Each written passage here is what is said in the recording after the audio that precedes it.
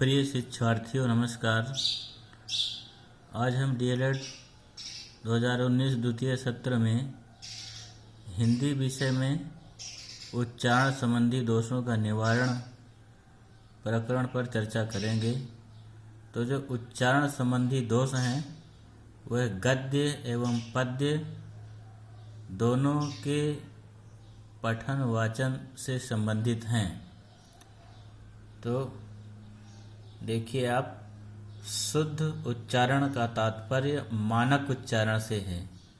उच्चारण शिक्षण के संबंध में ध्यान देने की बात यह है कि उच्चारण शिक्षण के समय मात्र ध्वनियों तथा वर्णों पर ही ध्यान न देकर शब्द और वाक्य स्तर पर भी शुद्ध उच्चारण के विषय में ध्यान आकर्षित कराया जाना चाहिए। गद्य की वाक्य रचना में अर्थ तत्वों की प्रधानता होती है और भाषा व्याकरण संबद्ध एवं व्यवस्थित होती है। पद्य का संबंध संवेदना, भाव, रागात्मकता एवं कल्पना से है। अतः प्रशिक्षु को सर्वप्रथम सस्वर पठन, शुद्ध उच्चारण, आरोह अवरोह तथा प्रवाह का ध्यान रखना चाहिए। तो प्राथमिक तथा माध्यमिक की कक्षाओं में बालक उच्चारण संबंधी जो अशुद्धियां करते हैं उन्हें निम्नांकित बातों पर ध्यान देकर दूर किया जा सकता है। तो इसके पहले बताया गया कि उच्चारण का तात्पर्य मानक उच्चारण से है।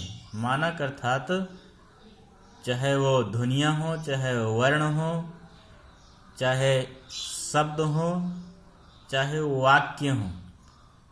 तो उच्चारण केवल ध्वनियों एवं वर्णों तक ही शुद्ध नहीं होना चाहिए।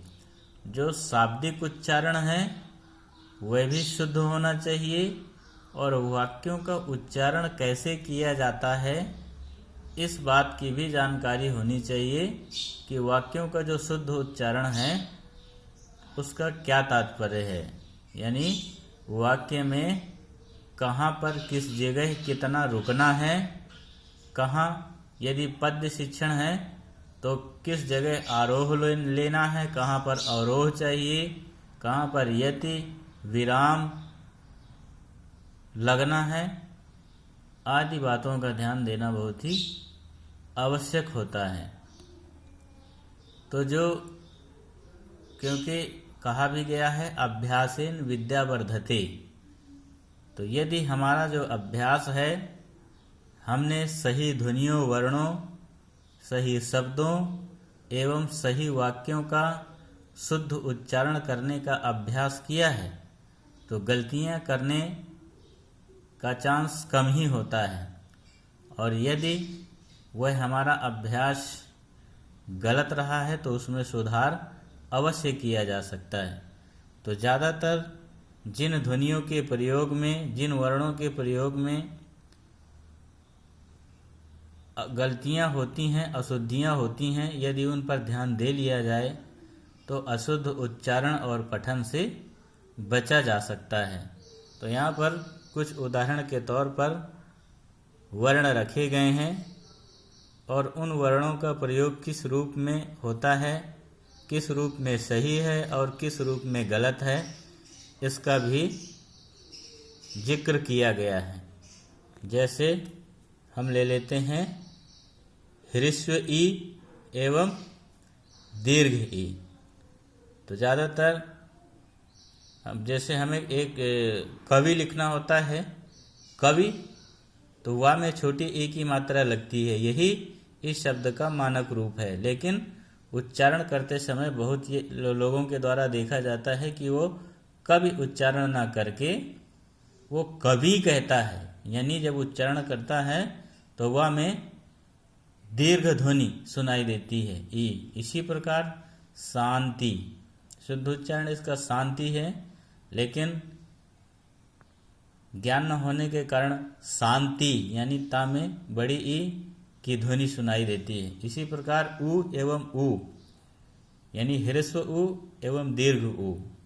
किंतु लेकिन ज़्यादातर लोग उसका अशुद्ध उच्चारण करते हैं और ता में बड़ा उ की मात्रा लगा देते हैं किंतु। वैसे ही दयालु दयालु।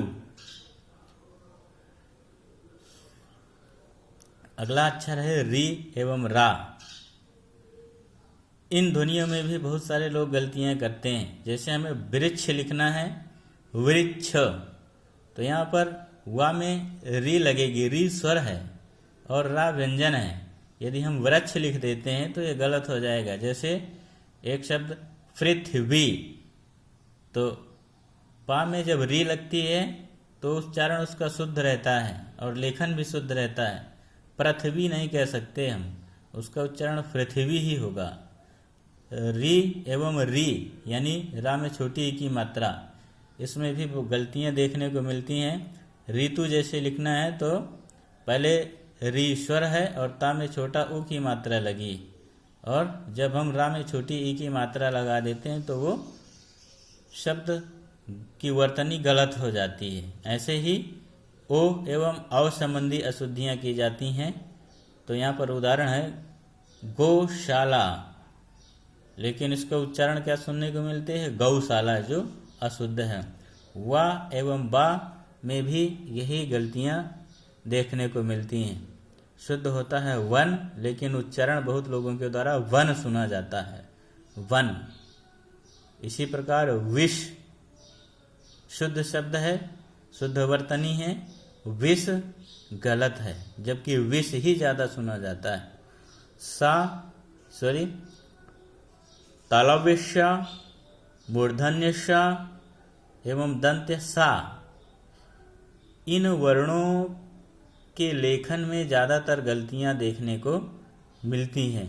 तो इन वर्णों से संबंधित शब्दों के लेखन का अभ्यास छात्रों को ज़्यादा से ज़्यादा कराया जाना चाहिए, अन्यथा वे बहुत ज़्यादा गलतियां करते हैं। जैसे यहाँ पर शासन शब्द लिखा है जो शुद्ध है, इसमें शासन यानी पहला शा तालव्य है, दूसरा दंत्य है और ना वर्ण है, लेकिन इसका जो अशुद्ध रूप शासन लिखा है वो गलत है। ऐसा ही शेष और शेष।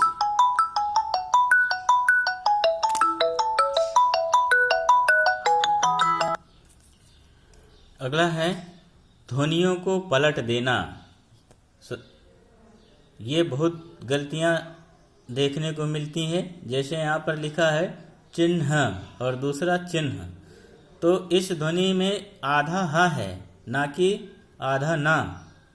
पहले आधा हा, दूसरा रूप लिखेंगे तो पहले हा में हलंत लगाएंगे और ना अलग से लिखेंगे तो वो चिन्ह बनेगा। लेकिन जब हम उसको आधा हा की जगह आधा ना कर देते हैं तो वर्तनी गलत हो जाती है। इसी प्रकार व्रह्म, व्रह्म पहले हा की ध्वनि आती है, बाद में माँ की है, लेकिन अभ्यास न होने के कारण, ध्वनि का ज्ञान न होने के कारण पहले हम आधा माँ लिख देते हैं और बाद में हा, जैसे अशुद्ध रूप में ब्रह्म लिखा हुआ है। तो द्या एवं धा, इसमें भी बहुत सारी उच्चारण संबंधी त्रुटियां सुनने को देखने को मिलती हैं। जैसे यहाँ पर द में हलंत और या द्या, विद्यालय शब्द लिया हमने, शुद्ध रूप है, लेकिन उच्चारण करते समय बहुत सारे लोगों को विद्यालय सुनता, विद्यालय उच्चारण करते हुए सुना होगा, विद्यालय विद्यालय, तो ध्यान न होकर के द्या होता है। तो ऐसी छोटी छोटी गलतियों पर ध्यान देने की आवश्यकता होती है और बच्चों का उच्चारण सुनना बहुत जरूरी होता है कि वह कैसा करते हैं। अगला वर्ण है छ एवं छ, ख। तो पहला जो छ है वो तालव्य है और ये जो ख है वो संयुक्त व्यंजन है, जो क एवं मूर्धन्य श से मिलकर के बना हुआ है।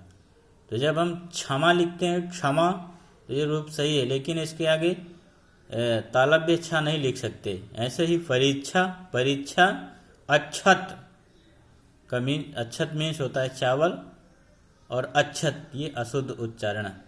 तो ऐसे ही छोटी छोटी गलतियों पर ध्यान दे लेना चाहिए। तो यहाँ पर एक हमें ये भी उदाहरण बताना था ध्वनियों को पलट देने में। जैसे हम उच्चारण करते हैं ब्राह्मण, ब्राह्मण में ह पहले आता है जो शुद्ध रूप है, ब्राह्मण नहीं लिख सकते। यदि ब्राह्मण लिखेंगे तो वर्तनी और उच्चारण दोनों गलत हो जाया करते हैं। इस प्रकार प्रारंभिक स्तर पर ही चाहे गद्य हो या पद्य हो, दोनों के उच्चारण में बच्चों को पढ़ने का अभ्यास कराते समय उनके मुख से निकलने वाली जो अशुद्धियाँ होती हैं उनका विशेष ध्यान दिया जाना चाहिए, ताकि बच्चे आगे गलती ना कर सकें। तो धन्यवाद प्रशिक्षुओं, नमस्कार, आज यहीं तक।